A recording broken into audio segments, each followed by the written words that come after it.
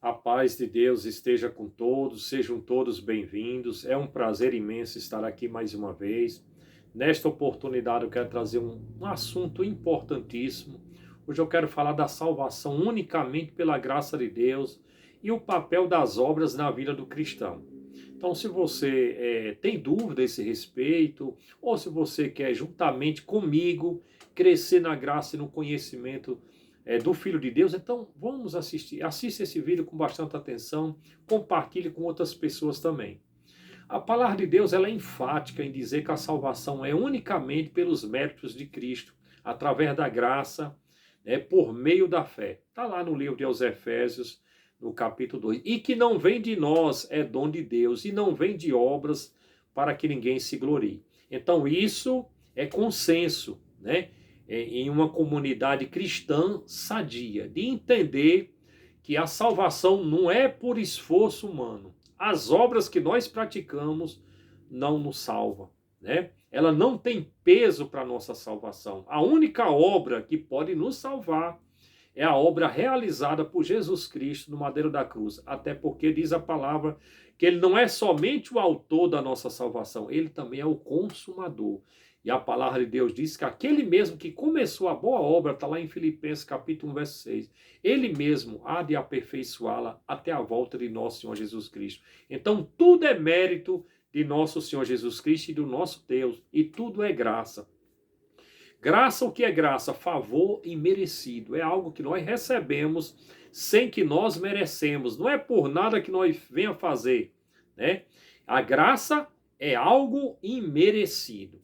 Então, para que eu possa falar da salvação, da graça de Deus, como ela se desenvolve e qual o papel das obras, nós temos que adentrar no capítulo 2 do livro de aos Efésios. O versículo 1 já vai começando dizendo assim: estávamos nós mortos em pecados e delitos, e éramos por natureza filhos da ira como os demais. Então a condição minha, sua, antes de nós obedecermos a Deus, antes de nós termos sido alcançados pela graça de Deus, pelo favor divino, era que nós estávamos mortos, destituídos da glória de Deus. Está lá em Romanos capítulo 3, verso 23, que diz: todos pecaram e destituídos estão da glória de Deus. Então toda a humanidade que não está em Cristo, ela está morta. O capítulo 5, verso 12 do livro aos Romanos, Paulo vai dizer isso de forma clara, onde ele vai dizer: por causa de um homem entrou o pecado no mundo, e o pecado passou a todos os homens, por isso que todos pecaram. Capítulo 6 de aos Romanos vai dizer que o salário do pecado é a morte, mas que o dom gratuito, por meio de nosso Senhor Jesus Cristo, é a vida eterna. Já está dizendo, gratuito. Gratuito é porque ninguém paga, não é por obra, não é por esforço humano. Então, a queda de Adão, ela não afetou apenas Adão, afetou a toda a humanidade, afetou a criança, afetou o jovem, afetou o velho. Muitos, por falta de entendimento, acreditam que criança não tem pecado. Criança tem pecado. O que criança não tem é consciência de pecado, dependendo da idade dele, né? Por exemplo, o Salmo de Davi, lá no capítulo 51, ele vai dizer que em iniquidade me gerou meu pai, e em pecado me deu à luz minha mãe. Capítulo 58 do livro de Salmo também vai dizer que desde a concepção o pecado já afeta as crianças, e quando elas começam a falar, elas já saem proferindo mentiras. Tanto é que nós não ensinamos o que é errado para uma criança, nós ensinamos o que é certo. O que é errado, ela aprende sozinha. Então isso é uma prova cabal de que toda a humanidade é depravada, é caída. O pecado afetou a todos os seres humanos, todos pecaram e destituídos estão da glória de Deus. Não há ninguém que entenda, não há ninguém que busca a Deus, todos se extraviaram e se fizeram inúteis, disse Paulo no livro de aos Romanos. Capítulo 11 do livro aos Romanos diz que Deus encerrou com todos debaixo do pecado para com todos usar de misericórdia. E é o que esse texto aqui no capítulo 2 do livro de aos Efésios vai falar, né? Que Deus usou de misericórdia comigo, com você, pela graça sois salvo, está lá no capítulo 2, verso 8 ao 9. Pela graça sois salvo por meio da fé. Isso não vem de vós, é dom de Deus, não vem de obras para que ninguém se exalte. Aí você pergunta, e as obras então? Já que elas não salvam, Será que eu posso viver de qualquer maneira? Impossível, impossível. Um cristão verdadeiro, que ele tem uma fé verdadeira, uma fé genuína, que ele entendeu o evangelho de Cristo, ele é uma nova criatura, está lá em 2 Coríntios, capítulo 5, verso 17, onde vai dizer assim, aquele que está em Cristo, nova criatura é, as coisas velhas se passaram, e tudo eis que se fez novo. Paulo, quando ele pregou a justificação pela fé, a salvação unicamente pela graça e não por obra, os judeus já perguntaram, então vamos viver no pecado? É o que vivem perguntando.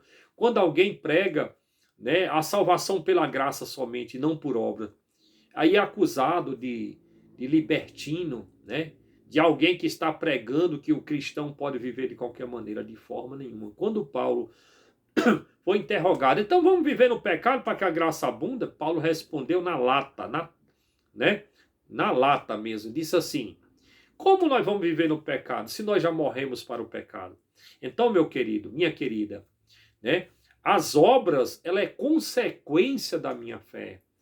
O apóstolo Tiago, ele diz assim, mostra-me a tua fé sem as tuas obras, porque pelas minhas obras eu vou mostrar a minha fé. Então, se você professa uma fé que ela não te fez um cidadão melhor, um pai melhor, um marido melhor, um filho melhor, né? Não te fez uma pessoa mais humana, né? Mais amorosa, e essa fé não é verdadeira. Essa fé é morta. Essa fé não é uma fé genuína. Né? Essa fé não está fundamentada no evangelho de nosso Senhor Jesus Cristo. As obras é consequência da nossa fé. É o que diz aqui no capítulo 2 dessa mesma carta aos Efésios, no verso 10, fomos criados em Cristo Jesus para as boas obras, as quais Deus de antemão preparou para que nós andássemos por ela.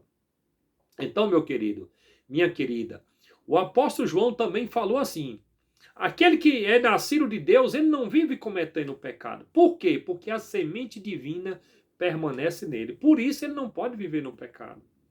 Quem vive no pecado não o conheceu, né? Então, se alguém diz que ama a Deus e não guarda os seus mandamentos, é mentiroso, né? Então, uma forma de nós evidenciarmos, de nós mostrarmos, de nós darmos testemunho que realmente nós somos um servo de Deus e que Deus nos salvou, né? E que a graça de Deus nos alcançou é as nossas obras. O próprio Jesus Cristo diz, vós sois o sal da terra e a luz do mundo, né? Um sal, se for insípido, não serve para nada, só serve para lançar fora e ser pisado pelos homens. Assim resplandeça perante o mundo as vossas boas obras, para que eles vejam as vossas obras e glorifiquem o vosso Pai que está no céu. Então, as obras servem para glorificar a Deus.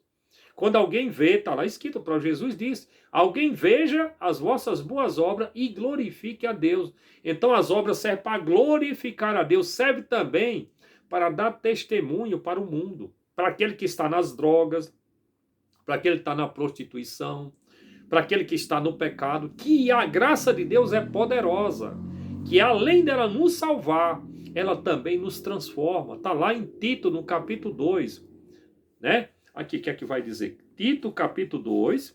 Olha o que é que diz aqui, ó. Verso 11. Porque a graça de Deus há se manifestado, trazendo salvação a todos os homens, ensinando-nos que, renunciando à impiedade e às concupiscências mundanas, vivamos nesse presente século sóbria, justa e piamente, aguardando a bem-aventurada esperança, o aparecimento da glória de Deus e de nosso Senhor Jesus Cristo. Então, a mesma graça que me salva, ela me ensina a renunciar ao pecado e às concupiscências do mundo, né? Então, outra utilidade das obras é expressar a Deus o amor e a gratidão. Jesus disse, quem me ama, guarda os meus mandamentos. Então, é para isso que servem as obras, para dar testemunho do poder de Deus para os pecadores, para glorificar a Deus, aqueles que vêem as vossas boas obras, glorificam o vosso Pai que está no céu, e para expressar um gesto de amor e gratidão a Deus. Disse Jesus, quem me ama, guarda os meus mandamentos. Deus vos abençoe a todos. Eu peço que você compartilhe esse vídeo com outras pessoas. Um vídeo tão importante, tão relevante. É uma pena, né, que esse tipo de conteúdo muitos não dão valor. Deus abençoe a todos. Até o próximo vídeo, se Deus quiser.